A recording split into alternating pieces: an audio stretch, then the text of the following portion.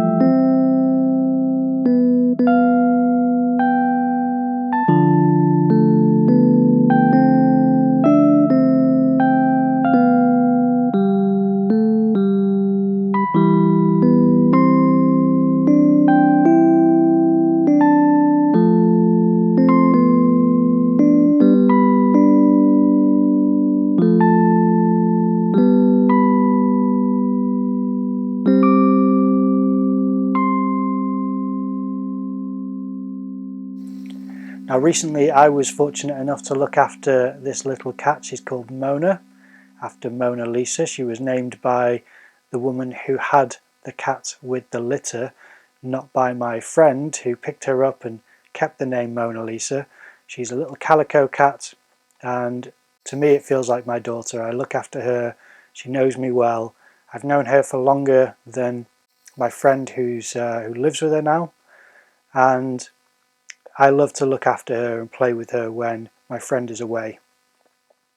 And my friend was away recently, so I was fortunate enough to spend that time with her. I took a few photographs, as I always do. Cats are entertaining and always fun to watch and to spend time with, in my view. So I took this opportunity to use one of those references and take that as a reference for this image. Now, I've been painting this year quite often outside and doing plein air paintings. That's something which I'm really focused on improving, and it's a completely different experience than painting in the studio. You have the elements, you have this space where there's no distractions, there's no entertainment, there's nothing which is going to come and call you for assistance or phone you up for a chat or any emails to check or any of that stuff which just happens in life. And instead it's just you and the outside world, and I've really enjoyed that. Something I've done 9 times this year so far, and there's some which are good and others which are not quite so good. This, however, was a little bit different, and I find it a bit more chaotic in the studio. The reason for that is because I have to quiet my brain from all of the distractions. I think that's what it is anyway. I find all of the temptations to go and get something to eat or watch something on YouTube or sit and do something else or check something like emails or Instagram for messages or reach out to someone, anything, like a million things that are just bouncing around in your head. I have to quieten all that down and get the painting done. So it's really strange, and it's almost a bit of a fury to kind of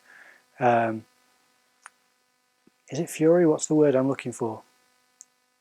Kind of a whirlwind is what I'm trying to say, of getting the palette down, the colours down on the palette, and getting the water and my dirty rag for wiping my brushes on, and just having everything to hand ready is different in the studio than when I pack it all into a bag and go walking out into the countryside or go driving into a city to go and paint, either or. And it's tricky. It is tricky in the studio. It's not my favourite environment really to paint in, but I need to do it more often. I can't always rely on being able to travel or being able to go out and paint something outside. The weather's not always permitting for that, and even though I'm going to switch over to oils, which means that the rain shouldn't change it, the wind is something you can fight and you can dress for the cold, I'm still a little hesitant to be so reliant upon my freedom to do plein air painting. I need to practice this more often. And it does take some sessions. I even had to take breaks and just look at photographs and get some distance from the image so that I can then analyze it with a more critical eye. When I'm painting it, I'm just trying to solve problems constantly. You know, you'll mix a color and it'll be a good color, but when you put it down, it's only one color and it's not enough. Especially when you're mixing, 20 or 30 different greens for a garden, you're not going to be able to satisfy that too soon. You need to build it up in layers, and I'm not very patient. So I'm furiously trying to mix more colors and trying to mix different interesting greens.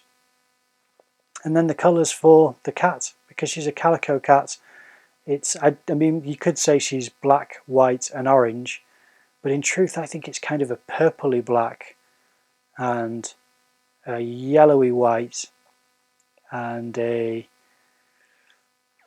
kind of peachy orange in parts, and then a really reddy orange in other parts. So there's a lot of considerations when it comes to mixing those colours and trying to do justice to the subject.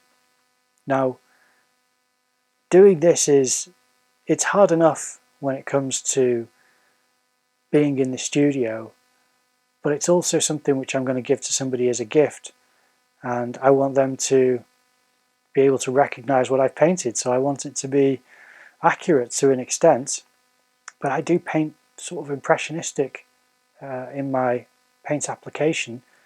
So I was trying to be a bit more refined. Didn't really work, but it was nice to use such a small brush. I don't use that small brush very often, a small pointed brush. I usually have a big, large flat brush, a medium flat brush, and then do I have a small rounded brush? It's flat, but it's not flat at the top. It's flat, but it's rounded at the top, so it's a strange shape, almost like a petal. So I don't know, yeah, that's the brushes that I usually take out. And I do take out this small pointed brush, but I need to have a round brush because I have several of them and I just don't take them out. So I'm going to do more plein air painting soon. I may have to make the most of the good weather because we don't have it that often in this country. So, make paintings whilst it's bright. And then I'm going to have to discipline myself to painting more in the studio. Having a painting podcast was a real incentive to learning and practicing and kind of committing to a lot of this discipline, because it's something which I'm talking to people about quite often. Now, this new podcast is going to be airing in the next month or so, I think. I may have said that last month, I'm not sure, but at the moment I'm in the process of editing the episodes. I've edited 2, so there's 2 which are ready, but I want to edit the other 3 that we have, and then we are interviewing 2 other people. There may be 4 actually, which we have. Anyway, and we're interviewing another 2 people soon. So I want to have them edited, maybe not all of them, but a good amount of them, so that we can then choose which ones we upload at which time. And it's me and a co-host, Richard K. Blade, who's a fantastic painter. He uses oil paint. He also uses gouache.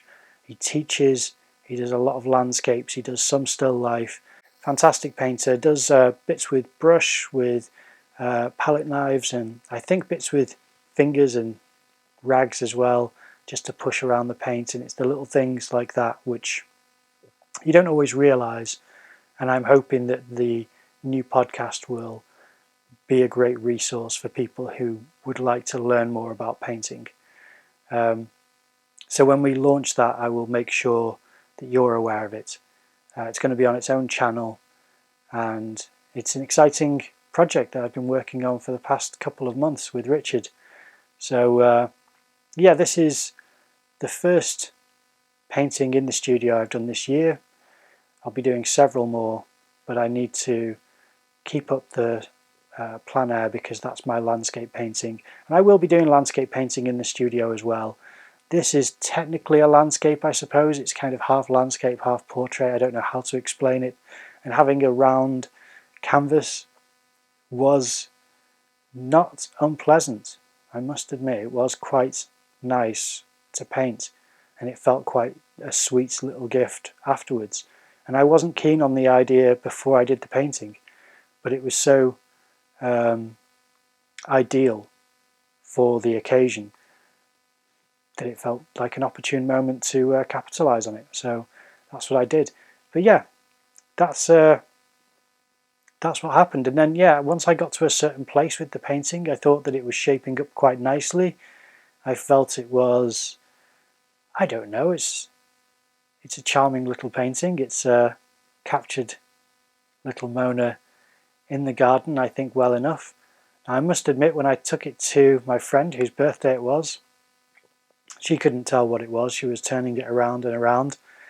And then the next day she sent me a message saying that she loves it. She could see it. It was just the day before she couldn't see it. I think it was a bit too much of the birthday drink.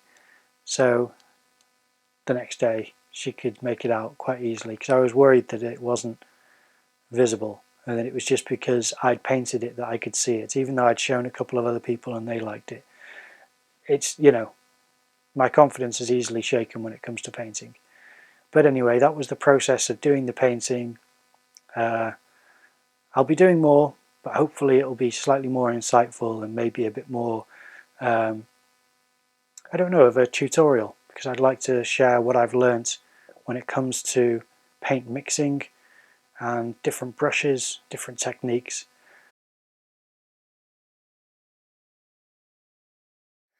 There are certain things that make painting easier and certain things which just are insights into painting that I think would be important to include in videos. And that's what the new podcast is going to be called, is Painting Insights. So that will be filled with the knowledge and expertise of professionals. So look forward to that. Okay, so that's the video. I hope you enjoyed it. Thanks for watching. I'll see you in the next one.